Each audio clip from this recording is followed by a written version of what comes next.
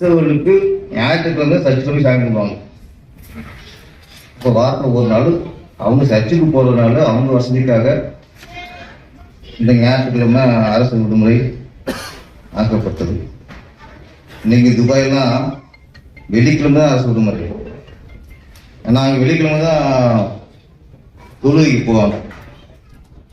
இந்த விடுமுறை நாட்கள்ங்கிறது நம்ம 6 நாளும் உழைச்சிட்டாங்க, ஒரு நாள் அவங்களுக்கு ரெஸ்ட் கொடுப்பவங்களுக்கு இல்லை. விடுமுறை என்பது பக்திக்கான நாள், கோயிலுக்கு போவதற்கான நாள். அது கிறிஸ்தவர்கள் ஆங்கில அவங்க மத வழக்கப்படி ஞாயிற்றுக்கிழமை கஷ்டத்து கொண்டு விட்டாங்க. நம்ம நாட்டில் பெரும்பான்மையாக இருந்தால் பேரு, நம்ம வசதிக்கு எதுவுமே இல்லை. நமக்கு நம்ம நாட்டில் வெள்ளிக்கிழமை தான் விடுமுறை வைக்கணும். இது இந்து நாடு, இந்து மக்கள் அதிகமாக இருக்காங்க, பெரும்பான்மை இருக்காங்கன்னா வெள்ளிக்கிழமை தான் விடுமுறை வைக்கணும். ஏற்கனவே ஆரம்ப காலத்து முஸ்லிம்கள், முகலாயர்கள் அவங்க முடிஞ்ச அளவுக்கு இந்து மதத்தை அழிக்க பார்த்தாங்க, நிறைய கோயிலை இடிச்சாங்க. ஓகே, அதுக்கடுத்து வர்றாங்க ஆங்கிலேயர்கள், அவங்களும் குறி வச்சது இந்து மதத்தை, மதம் மாற்றுறது, இந்து மதத்தை அழிச்சிடணும், நிறைய கோயிலை குறி வச்சாங்க. ஓகே, அவன் முஸ்லீம் இந்து மதத்தை அழிக்க பார்த்தான். இது ஒரு ரீசன் இருக்கு. கிறிஸ்தவர்கள் இந்து மதத்தை அழிக்க பார்த்தாங்க. மத ரீதியாக இது வேற மதம், நம்ம மதம் வளரணுங்கிறதுல ஒரு சின்ன ஒரு காரணம் சரியா இருக்கு. இந்து மதத்தினரே இந்து மதத்தை அழிக்கிறது எவ்வளவு ஒரு ஆபத்தான விஷயம்.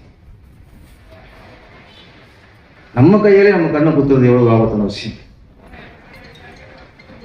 அப்போ இஸ்லாமியர்கள் இந்து மதத்தை அழிக்கிறத விட, முஸ்லிம்கள் இந்து மதத்தை அழிக்கிறது நினைக்கிறத விட, நம்ம மதத்தை சார்ந்தவர்கள் இந்து மதத்தை இழிவாக பேசுவதும் அழிக்க நினைக்கும் போது நம்ம எவ்வளவு தான் பொறுத்துக்கிட்டு இருக்கோம். நம்ம ஒரு சில நேரத்தில் உண்மையை ஒத்துக்கணும்.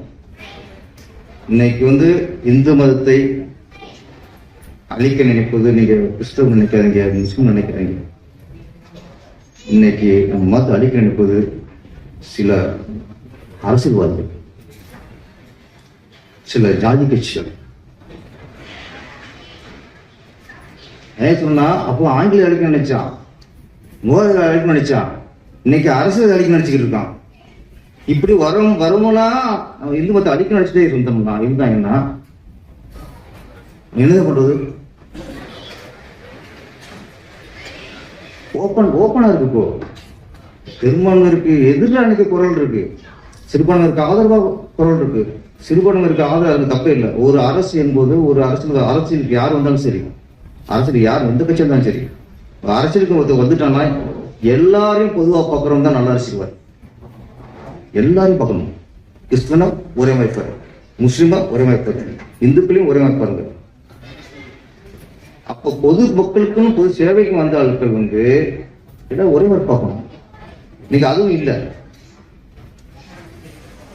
அப்ப நம்ம கொஞ்சம் விழிப்போடு இருக்க வேண்டியது இருக்கு. அதனால நான் சொல்றேன், இன்னைக்கு நம்ம மதம் காக்கப்படணும். மற்ற மதம்லாம் வளர நிலமையில இருக்கு, வளர்த்துக்கிட்டு இருக்காங்க. மற்ற மதம் எல்லாரும் வளர்த்துக்கிட்டு இருக்காங்க. நம்ம மதத்தை நம்ம காப்பது நிலைமை இருக்கும். நம்ம மதம் வளர்ந்துருச்சு சார், இதுக்கு மேல மதம் வளர்றதுக்கு ஒண்ணுமே இல்லை. அது எங்கேயோ வளர்ந்துருக்கு, பாதுகாப்பு. பிளே ஸ்டோர் மற்றும் ஆப் ஸ்டோரில் இருந்து பாலிமர் செயலியை QR கோடு மூலம் பதிவிறக்கம் செய்யுங்கள். செய்திகளை உடனுக்குடன் பெறுங்கள்.